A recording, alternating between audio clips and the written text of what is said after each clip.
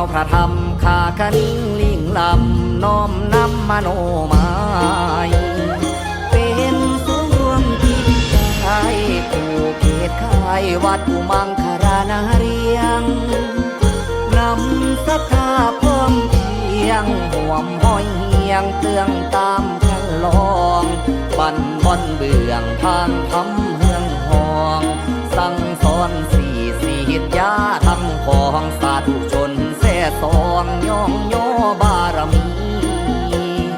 ยามไขคำจำวัดให้ก่อ